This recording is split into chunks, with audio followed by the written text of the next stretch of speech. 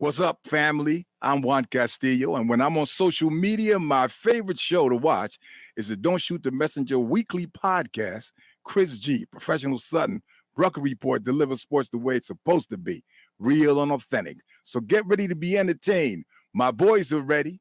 I'm ready. Let's go. The cameras are on, and zeros are on the clock. Get ready for the realest, most authentic, most entertaining sports podcast there is.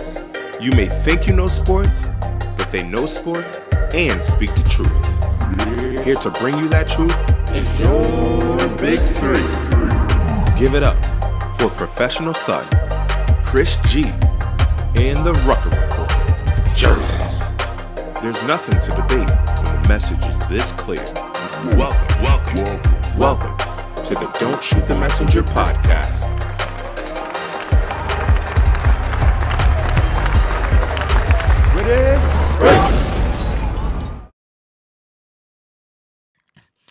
Yes, we are back. We are back.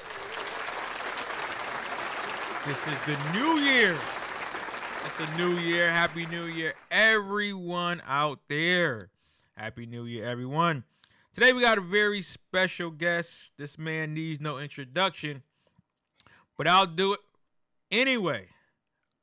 Our man, our good friend, the mad scientist, Nick Figarelli. How you doing, sir?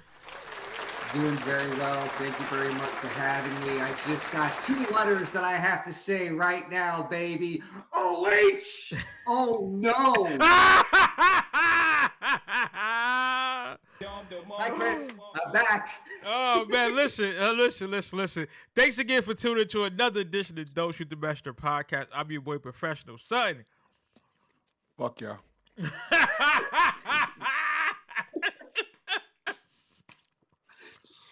Oh, yes, I love it. Oh, man, listen. So you can find us on Facebook. Go to Instagram. You can also go to Twitter. I know we better be on YouTube, though. We also on YouTube right now in the Professional Sutton. Go there. Go check us out. Also, we got the Cash App for myself. Everybody's Cash App. Everybody's Cash App is up there. So this is going to be a very exciting and fun Hey, Chris, show. I don't know about you, but mine ain't ring off yet. Like Not yet. Not yet. I ain't getting no Not yet. ching. No, not yet. Not Not yet. yet. I Just know that one day. somebody else has been ringing off, though. No. So oh man, like I said, it's an exciting show. Yesterday, college football was wild. We had some controversy with some calls, a lot going on. I want to start with Nick, man, in the Michigan game. What do you think about that one? And Chris, I have you go because I know that you said you were kind of rooting for Michigan so that y'all could play them in a chance. But anyway, Nick, your thoughts on the game, man? You know, for all those that said TCU didn't deserve to be in the college football playoff, that it should have been Alabama, it should have been USC. How do you like them now? Really, how do you like them now? But this game will forever be known as the touchdown that wasn't. And to give everybody who lived under a rock or did not watch the game, what happened was McCarthy threw a pass to Wilson, caught the ball clean. He was in the end zone, touchdown, no problem, right? Replay gets shown the first time, and I'm sitting there and I'm watching it very intently, and I'm looking at it and I'm like, they're going to call this back. They're going to call him down at the 1 yard line because for all those that don't know, in college football, if you have possession of the ball and your knee is down, you are automatically down by contact. Mm-hmm. It's not like in the pros where you catch the ball on the 2, can fall into the end zone without being touched, and it's a touchdown. In college, once you're down, you're down. There's no ifs, no ands, no buts about it. So, of course, it went to replay. They probably took a good 2 minutes to look at that very closely. I have it up here, Nick. So as you're talking, people could actually see the actual play. And his knee and the ball were simultaneously down on the 1 yard line. And it was a gutsy call by the replay official, but it was also the correct call by the replay official. Now, for all those that live in Michigan or are Wolverines fans, alumni, and probably screaming bloody murder at me right now, I'm sorry. I don't make up the rules. The rules are the rules of college football. He was down on the 1 yard line. That's it. End of story. And sure enough, next play, fumble, TCU recovers, and that pretty much was like the game changer. Mm-hmm.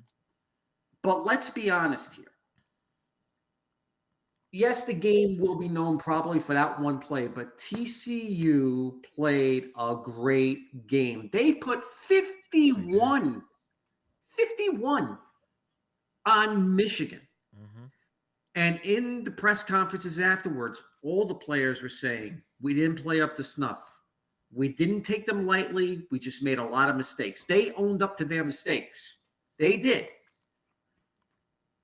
But you have to take your hat off to TCU. You have to take your hat off to Sonny Dykes. You have to take your hat off to Max Duggan. Mm-hmm. I mean, they were punched in the mouth so many times during that game. Everybody was like, it's only a matter of time. It's only a matter of time. It's only a matter of time. That matter of time never came. Yeah, true. It never came. They fought tooth and nail with the number 2 team in the nation. And this is the second year in a row that Michigan goes into the semifinals on a high, and they end up getting knocked out. Last year, they were dominated. They were dominated by Georgia. There was no describing that. 34-11 last year. This year, they were the odds to go to the championship game. Yep. They were. They probably saw TCU and they were breathing a gigantic sigh of relief. It was TCU. Do I think they took them lightly? No. I don't see Jim Harbaugh or anybody on that roster taking that team lightly. It's just that TCU absolutely came to play. They punched, they got punched, they hit back, and in the end, they survived. Yeah. They survived. They really did. It was a great game, but I just have this game is just going to be that one is going to be forever known for just that one play. And it's a shame because it was a great game all the way around. It really was. But that one play is like what's everybody's going to remember. Whether you're a Michigan fan, whether you're a TCU fan, or whether you're just a college football fan in general. Everybody's going to remember that one play. Was it or was it not a touchdown? Thank you, Nick. I appreciate that. So, Chris, man, you said that you were rooting for Michigan, man. And again, Ruck, I'll get yours and I'll go last. But what do you think about that game yesterday between Michigan and TCU, man? It was a good game. All credits to TCU. I mean, my reasons for rooting for Michigan, before the game started, I said, hey, man, my best case scenario is Michigan wins, Ohio State wins. We get an all Big Ten national championship. It's good. That's good for the Big Ten. And then secondly, redemption can be received. Mm-hmm. But with all that being said, once I turned on the game, I couldn't help but not root against Michigan. I mean, I'm sorry. As much as initially my mindset and everything was, I ain't going to say it was go Big Blue, but it was like, hey, man, let them get this done. Let us get our part done, and let's meet up in the national championship. That's what I really wanted. And once I seen what Matt Duggan and the crew was doing, let's go Horned Frogs. I mean, it was all gas, no brakes. So it was a good game. I am not going to get up here and act like I'm impartial. I'm glad Michigan didn't get the touchdown. Fuck Michigan. As far as I'm concerned, those refs were fantastic. Okay, they got everything right. There's no controversy in that game to me, and I'm not even going to pretend to be objective about it. Go TCU. I rooted for them pretty much the entire game. I wanted every call to go their way, and that's Jim Harbaugh with his 6 bowl game loss in a row. Tough sledding's out there in them parts, huh? Not everybody. It's easy to climb. It's easy, you finally climbed to the mountaintop. You finally beat Ohio State. Congratulations to you for breaking that 10-year curse. And, you get, everybody respected Michigan. As a matter of fact, you had your very, famous pundits out there saying they're the only team that can compete with Georgia, that they match up perfectly with them. And no disrespect to TCU, who lost to Kansas, who got blown out by Alabama yesterday as well. Kansas State, they just couldn't hang with them. TCU was better in every facet of the game. I mean, up until that miraculous third quarter, and I will say that third quarter was probably one of the best third quarters I've ever seen in a college football game. I mean, literally blow for blow for blow for blow. They were going at it scoring-wise. But before then, and Ruck could tell you, because I was talking to him on the phone, I said, Michigan can't move the ball. Yeah. TCU got them all the way locked up. Can't move the ball. Shout out to TCU. Nothing but respect for them, man. I'm glad they won. And you know what? I'll be rooting for them in the national championship. Big 12. I don't even know if you can really call them the Big 12 anymore. But Big 12 has been catching a lot of slack. Yeah. And they have put Big 12 on their back, and they've shown the nation that they're really a team that needs to be reckoned with. So shout out to TCU, man. Good for them. Ruck, man, what's up, man? What you got for us, man? So the funny thing about it was, when I was talking to Chris about the game, Chris, what I asked you, Chris said, hey, it's 21-3. And I said, is that enough?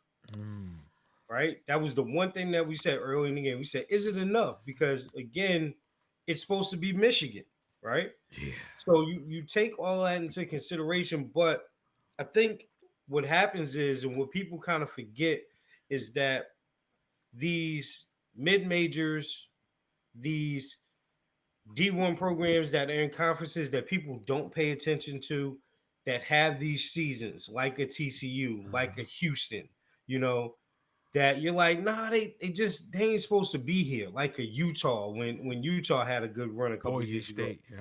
Yeah.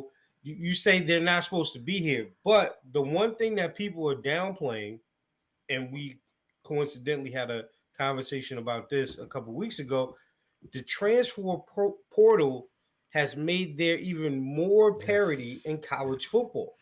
Yes. Like TCU didn't get here by mistake, and I know everybody says with scheduling and stuff like that, they were a team that were probably prepared to play. And I don't care what anybody says on the podium after, like, oh, we weren't looking past them. Like, listen, when you hear people say, hey, we weren't looking past them, that means that they looked past them. Yes, they did. That's exactly what it means. And then Michigan finally realized at halftime that they was in a game, and they was like, what is this? But here's the other thing that has plagued Michigan as a program since Harbaugh has been there, his lack to get a top-tier quarterback.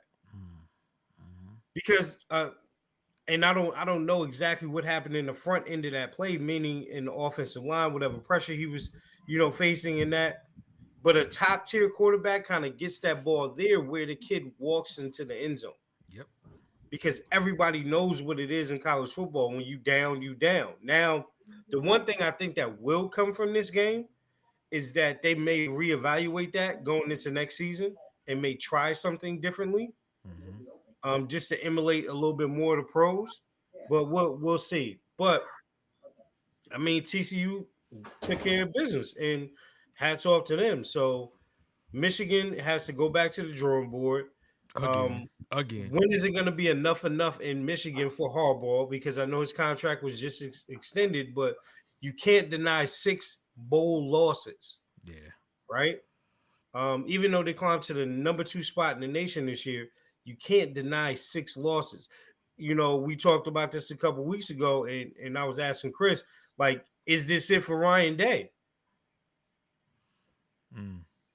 Because, okay, this year you lose to Michigan, and then you get to the finals, and then you get a game like that. And here's the thing: that was probably the more surprising thing about the Ohio State game. And I know I'm jumping ahead a little bit. I mean, with 19 seconds getting down to almost the 20, and it's a chip shot field goal.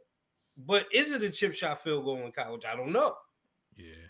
Yeah. You know, because my boy Pat McAfee put the best jinx on him yesterday. He said, "Hey man, this is your life moving forward." Oh, I know. Yo, man, I can't stand when they do that. Yeah, but the TCU game was a great game. I mean, kudos to Michigan for kind of fighting back, but again, I will always draw back to Michigan not having a top tier quarterback, which for me has always been ironic because one, not only the type of coach that Jim Harbaugh is, but Jim Harbaugh was a quarterback. So how can he not get a quarterback? Right. That's what I don't understand. Nick got the look. Nick, come on now. He wasn't a quarterback. He was a quarterback. He was a good college quarterback and wound up being a good journeyman quarterback in the league. No. I know you guys are talking about Jim Harbaugh, but I think J.J. McCarthy is that guy. Really? Yeah. I really feel J.J. McCarthy is that guy. I mean, I'm going to vote no. He had a couple of interceptions. I'm going to vote no on that. A couple of interceptions yesterday that were returned for touchdowns. But when he needed to ball out, he balled out. He really did. He got them to the precipice of possibly getting to the final.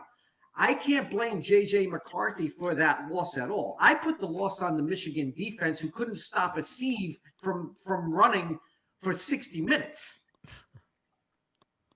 And that's a defense that supposedly came in as like a top 10 ranked defense in the country, and they got pushed around by that TCU offensive line, and TCU's running back was bowling them over left and right because Dugan did not have a great game at all.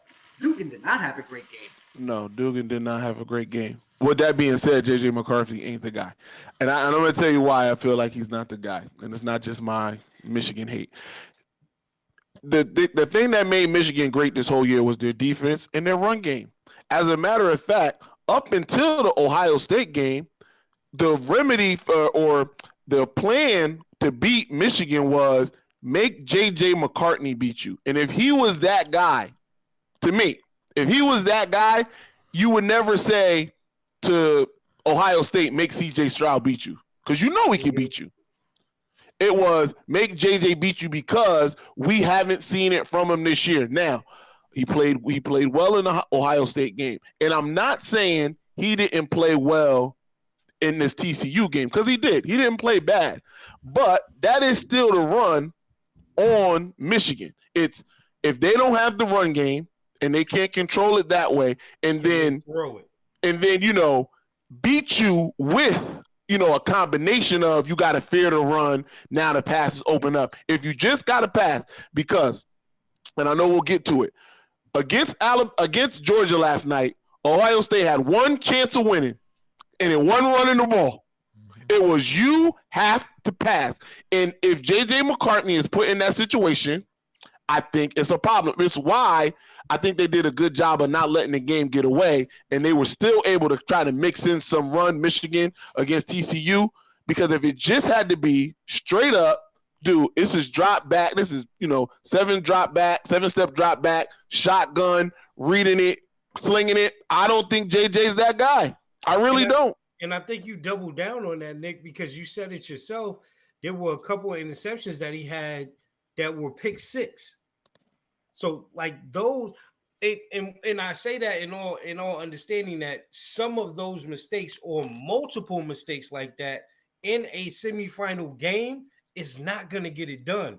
And here again, we're looking at what type of quarterback play that you can have that gets you over the top. And if you look at the most recent national champions, they've had stellar quarterback play.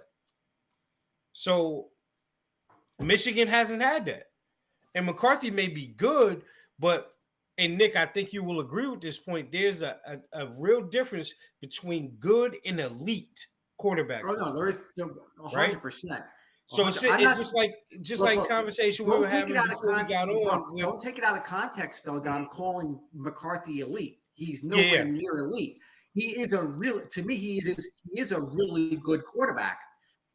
You have to understand one thing yesterday, though. Take away that 54-yard run by the Michigan. I was going to say Corum, but it wasn't him because he didn't play yesterday. The other guy. Take away that 54-yard run. Michigan's run game was practically non-existent. And for McCarthy to do what he did outside of those 2 interceptions, he kept Michigan in that ball game and almost took them to a victory, which would have been an amazing feat in its own right, because you're exactly right. Michigan lives and dies by the run setting up the pass. And there have been a couple of games this year. Where the run game pretty much was non-existent, and McCarthy won the game for Michigan. He did. Now, Chris was talking about the Ohio State game. Look, the last 2 runs iced the game for Michigan because Ohio State's defense was freaking exhausted from being on the field for almost like 40 minutes that game. And McCarthy had, I think, 3 passes. Just pretty much carving up the Ohio State defense. Let's be honest, the Ohio State defense, this is not the defenses of years past that they've had. No. Not at all.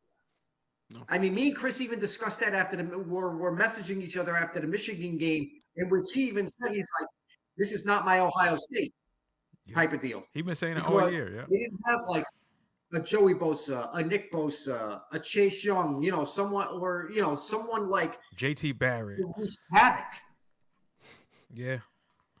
So, I mean, it's just that for people to I don't want to curse. The people that crap on JJ McCarthy, saying that he's the reason why Michigan did not win the game, to me, I think the coaching staff, their game planning, especially in the first quarter, was so closed-minded that they put themselves in a 21-3 bind. Oh, I don't think it was J.J. McCarthy's fault of why they lost that game. It definitely, I think it was the defense mainly in this order. Defense, clock management.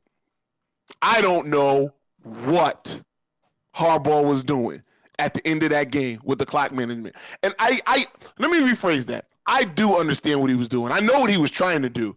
Dude, you can't, it just ain't the time. You need the ball back. I get it. He wanted to, if they would have got a stop or a negative play on the first play, he would have called the timeout. But they didn't. They got a big pile. I think they got like a 7-8 yard play. So then he wanted to wait for them to get the first down and then try to call timeouts then. That was just a bad move because TCU was able to milk almost a minute 15 off the clock because he was trying to do that. It's just, I do understand it.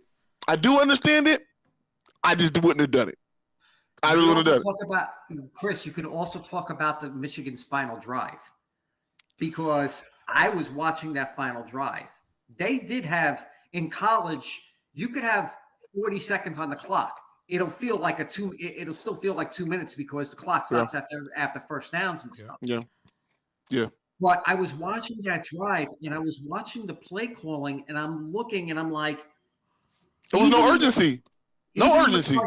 Even McCarthy's dad, they shot to him in the stands. He stood up and you could actually read his lips and he was like, what is Harbaugh doing? Because I'm like, plays got to come in. Plays got to come in. Why are you staring for a play? What play could you put? It's basically throw the ball. Spike or throw. It doesn't Spike matter. Or throw. Get the Spike first or down. throw. Spike. Get the first down. Spike. That's college football. Or you can get them out of, or like a sideline route. I didn't see that. Nope. Wasn't in there at all. But again, that's why I say, so has his time run out? Because it has to be evident. Who, because again, Jim? Yes. Yeah. No. Because, no.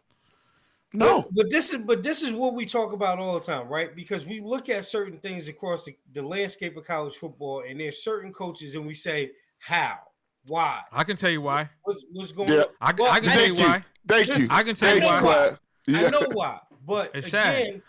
again, look, 6 bowl losses when you're supposed to be again pushing this program back to national prominence, Mhm. right? Whoa, It hold on. can't Time out. It can't Time- just be enough to beat Ohio State. It can't. Time. First of all, it is. First of all, it is. Secondly, it is? Why? Secondly, because It's that's one as game. hold on, because that's as good as they're going to get.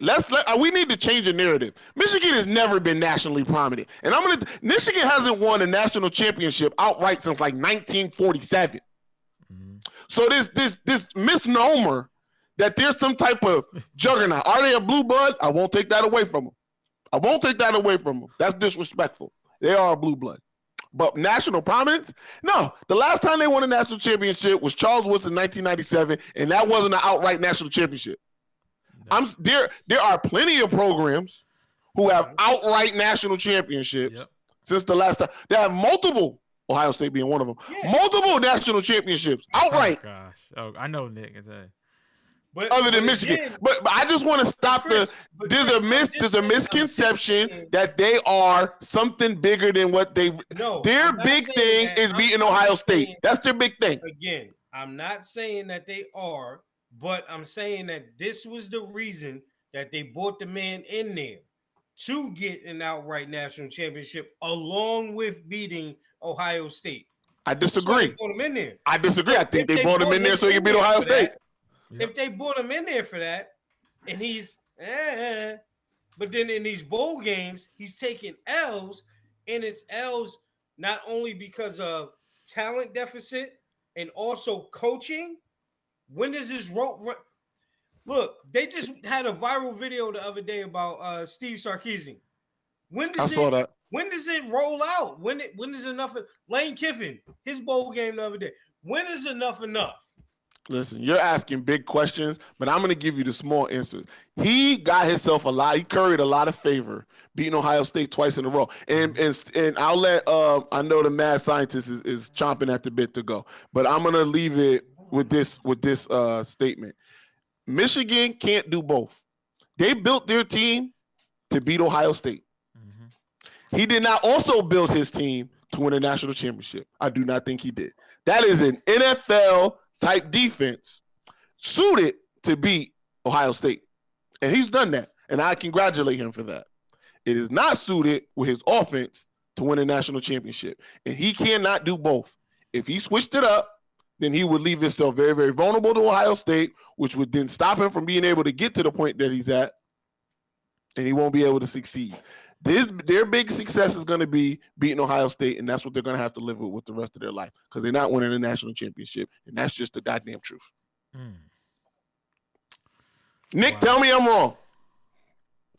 Go ahead. Tell me I'm wrong. It's going to be shocking for me to say this, but he ain't wrong, Ruck. But there's one thing that you're right about, which I want to continue on. Chris, you said that Michigan's window of opportunity is not closing. It's not going to close for a while. Unfortunately, I have to beg to differ with that. And the reason why is because with the way the transfer portal has been rolling, Mhm. Yeah. Michigan is going to lose not only a lot of players in recruiting battles, because let's be honest, Harbaugh as a recruiter, how many top 10 classes has he had in the last 5 years? Mhm. Okay, that's one. Two, how many people have transferred out of Michigan to other programs, Mhm. not because they're not going to be starting or not because they're not good enough, but think about this. Those famous 3 letters that we're going to be talking about now from here until Kingdom Come, NIL. Yes. Mhm. Michigan do not allow NILs. And if they do, it is very strictly and stringently put into place for that particular player, and it's a modicum of what someone can make at another school, like in Florida, like in Texas, like wherever they will. I'm going to say it now, Colorado. Colorado. But Colorado. the amount of money that a player can now make in other schools because of NILs, As it unless NILs are completely regulated, which, let's be honest, never will happen. Good. Never will happen. Not happening. But if NILs were to ever be regulated and everybody was put on the same playing field when it comes to that, then I would say, hey, I see Michigan being around for a long time. I guarantee you this. I will guarantee you this. You can clip this. You can post this. You can do whatever the hell you want with it. I might. In 3 years, Michigan is going to be a 6-6 team, and they will be a 6-6 team for years to come. No arguing out of here. No argument out of me. Their window of opportunity Shut last for night. the last 3 years. I agree with that. They beat Ohio State in 2 of those 3 years. Yes. They went to the college football semifinals in 2 of those years. They were Big Ten champions. You have a lot of players leaving now that are seniors. Yep. You have a lot of players leaving from the transfer portal. Do they have the depth for a next man up? No. Why? Look at the recruiting of the last 5 years, and you will see what I'm talking about. Your program is in a much better space. It is much better space. Oh, are you talking about Ohio State? Yeah. Than Oh, Michigan. hold on. Ruck's I program- didn't think that was a topic. Of course No, we are. Ruck's Nobody was worried about our program reloads. Their program is going to have to retool. This guy's so That's I ain't nobody modest. worried about that. Chris, that's my point. Guy's so Chris, modest. that's my point. Ohio State reloads every single year, no problem. Michigan had that for the last 4 years. 4 years. Okay. Next year, maybe. The following year, no. Yeah, no. Ruck's program is in much better shape than Michigan. Plett's program is in much better shape than Michigan. We got money to pay. My this time. program, and you know who I'm a fan of, Oh yeah. is in much better shape than Michigan's program. Now, right do your program do the NIL, Nick? No, but Oh, the yeah, okay. difference is Notre Dame. when it comes to the NIL, when it comes for the NILs,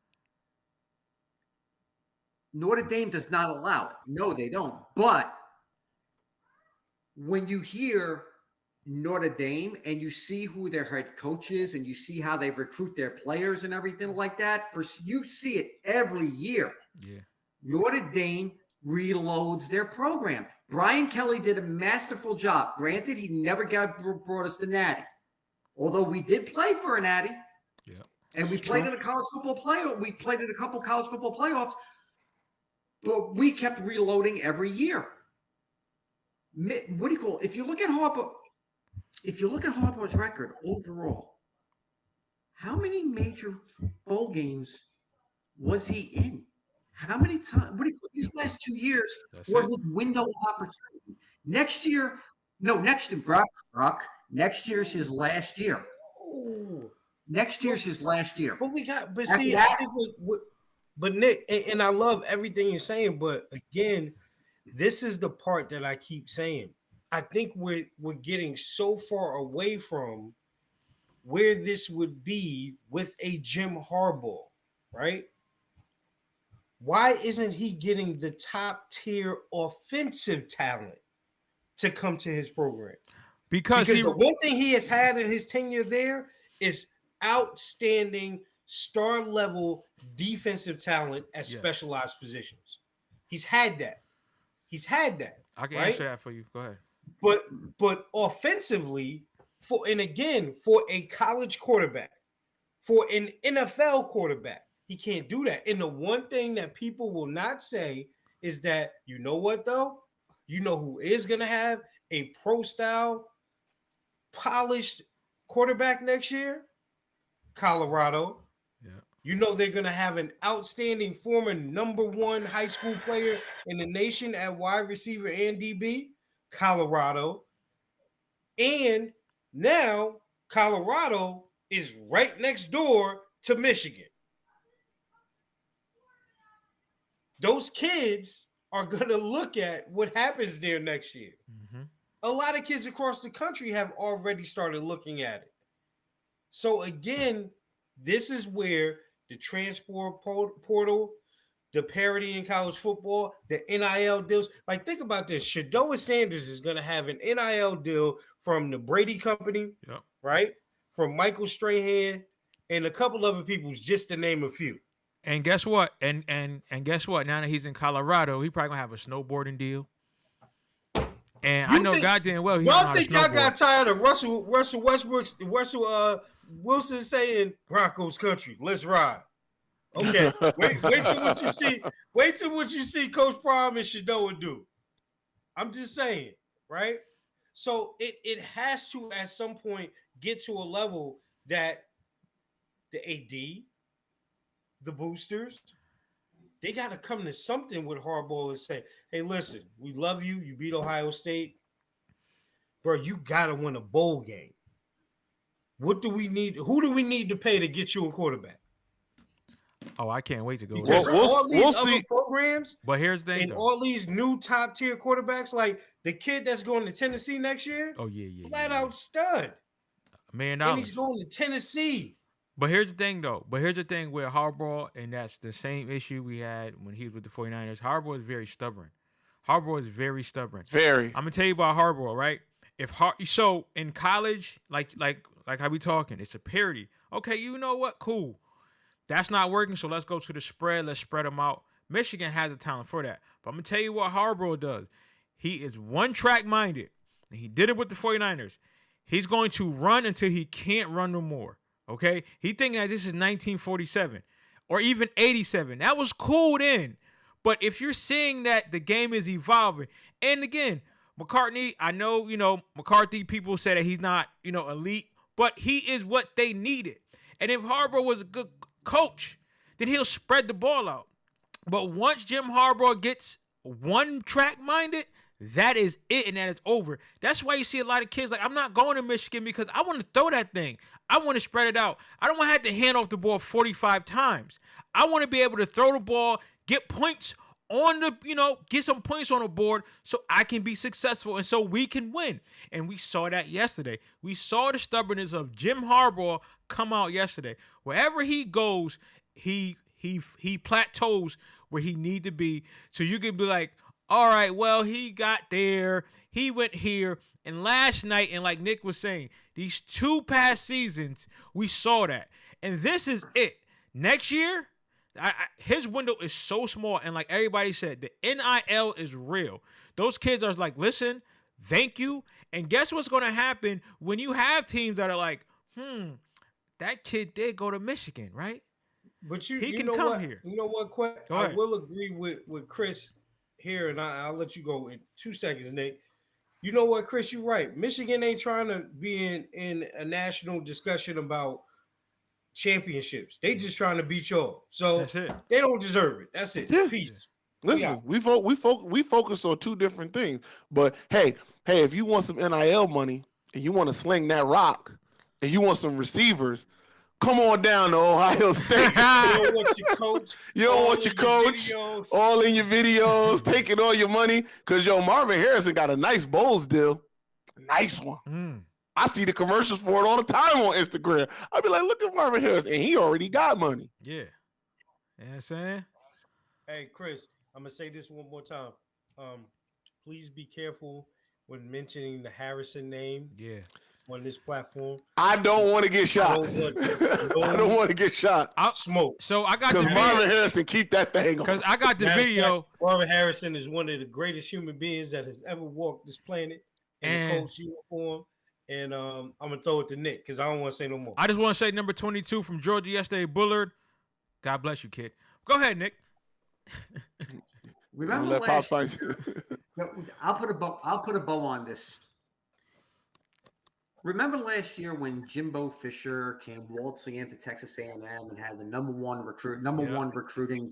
It's everybody was saying, "Oh my God, they're going to compete with Bama, blah blah blah, top 5 team. They're gonna rule the SEC." Here we are, 1 year later. Half of those kids are gone. Yep. And Jimbo, good old Jimbo, is complaining about the transfer portal like a little bitch. Here, yes. There you go, Jimbo. Nick. Yes, there you go, Nick. Cuss. There There's you the go. smallest violin walking on the planet for you, Jimbo. You put yourself into this situation, and you ain't getting yourself out of it. Nope. You can't have your cake and eat it too, buddy. Because guess what? This is not the college football of 5 years ago. This is not the college football of 10 years ago. Thank God. It's not even the college football of last year. The NIL and transfer portal is now the new way to go. It doesn't matter how well one can recruit. I can recruit Chris Gay, Marquette Sutton, and Deshaun Rucker come into my class of 2023, That's a have the championship. number one class of all time, and I guarantee you within 1 year, those 3 suckers will all leave for greener pastures, and I do mean greener because they know Ruck's going to get something from a hairstyle from Adidas. Chris is going to get something from a dealer from 10 dealerships in Ohio, and Marquette's going to be like, their faces going to be plastered all over the bridge. Yep. That's how it is in this day and age. I love it. That's how it is in this day and age. And now I am so ready to talk about the second semifinal game. I really am. Okay. I'm so happy to talk about that second semifinal game. How about them dogs? It brings joy. It brings joy to my heart. For me, everything came out when the clock struck midnight last night. It was almost like the perfect timing to say Happy New Year to everybody out there. It was beautiful. It was gorgeous. Even though it was raining, it was so gorgeous watching the Peach Bowl in Atlanta.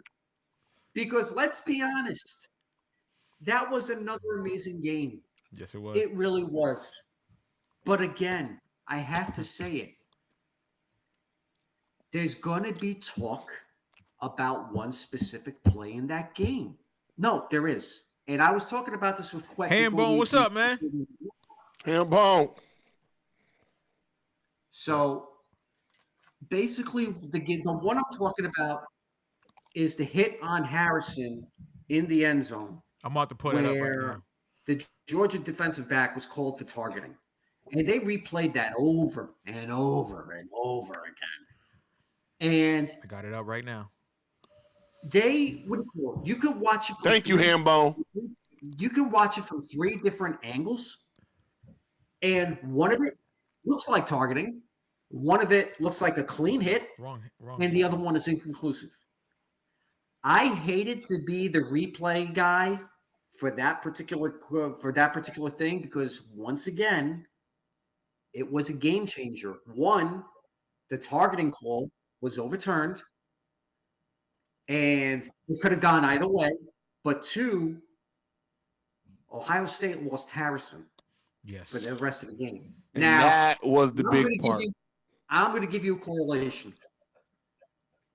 And Ruck, you're going to love this one. Last year, when Georgia played Alabama, Jameson Williams was having the game of his life, torching the Georgia secondary. Okay. I know where you're going. I know where you're going. Go ahead, Nick. He got hurt. He was out the rest of the game. The tide turned. Literally. Fast forward to this year. Harrison gets hurt. Tide turns. Coincidence? I think Nick. not. Hey, Nick, you gotta when you do that one, right? You like when you did the Alabama one, you say the tide turns. When you do the Harrison one, you gotta say the buck stops. That's a good one. But let's be honest. Let's also be honest. And Chris, I love you, brother. You know I do, and I always give you a lot of guff. But what was Ryan Day thinking? Hold on, wait, Nick, wait. I just want to let you know he loves Ryan Day just as much as you love Ohio State. But go ahead, finish. What was Ryan Day thinking on the defensive side for when Georgia got the ball? That 76-yard pass. That was a slip by Ransom Latham. Latham. Yeah, that was a slip. But the question I have is, for the love of God, why play man when you have an All-American safety who should be shadowing? Man single high. It was man single high with the single on the other half of the field. Exactly. Away from the speech. Exactly. Mm-hmm. Now you see where I'm going, Ruck? Thank you. Second one. Why go into a prevent defense on that last drive of the game when you have to put pedal to the metal and blitz the ever-living freakery? Nick, you could cut out of Stetson. Mm-hmm. You didn't do that. And then, even better, CJ Stroud makes that amazing scramble.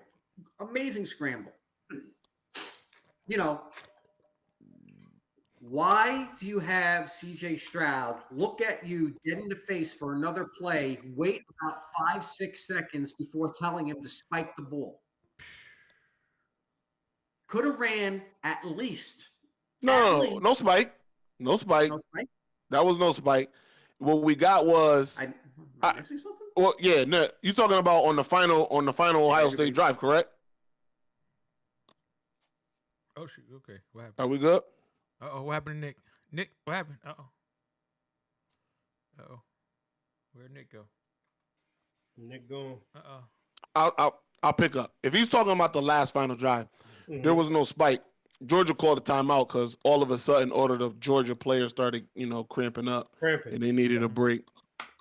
Yeah. Like I haven't seen that one before. They're getting tired, and all of a sudden, oh, my knee, oh, my calf is hot here. Bitch ass. And mind you, they're in the state of Georgia. Right, y'all live in Georgia. It's cold where we play. Right. It's cold. So if anybody should be cramping up, we need a break because we was running them ragged, right? Yep. Listen, I'm not gonna be as critical as you guys think. No. But I want you to go back before you get into that, Chris. Was that targeting or not? No. That was not targeting. It wasn't targeting. I'm sorry. Listen. As much as I wouldn't have. If we would have got the call, I would have been for it. But I'm too old school, man. I ain't targeting. That was a hard. Now listen, Ruck. If you look at the screen, he was trying to put him out. Yeah, he was. I want to be very, very clear. He was trying to put him out, but did he lead with the crown of the helmet? No, he led with his shoulder, and he didn't hit him in the head or the neck. He hit him in the shoulder. And if he had not made that play, he would have scored. And if he didn't, Harrison catches that ball. He catches that ball. Mind you, I thought that was supposed to be a throwaway, and he would have caught that ball. I thought he caught it at first, and then I saw that it was underneath him. But again, that was a good effort. That was a damn good effort. It was a damn good effort. So, like I said, he was trying to dislodge him from the ball, and he was trying to put the cleanest hit he could on him. Yep. And I accept it. And to me, that's not where we lost the game. If I'm being, where was it? Okay, so it's kind of an accumulation or a snowball effect, I should say, right? Mm-hmm. On that drive where we lost Marvin Harrison, if he would have caught that ball, we would have had a touchdown. That would have been too much for Georgia to overcome. Yes, agree. But we didn't, and we had to kick a field goal, and we only went up 11. That was a problem. See, because if we would have went up 14, it would have been different. I'm sorry. Excuse me. We went up. It wasn't 11. No, it was no, it was 11. Yeah, I'm right. It was 11. But instead we didn't get it. So we had to kick the field goal. We wound up going up 11 instead of 14. 14 would have been monumental, but we didn't get it. The very next play, the very next drive, they go down and they score. We then get the ball and have to settle for 3 again. Mm-hmm. That was another red flag. That put us up 6.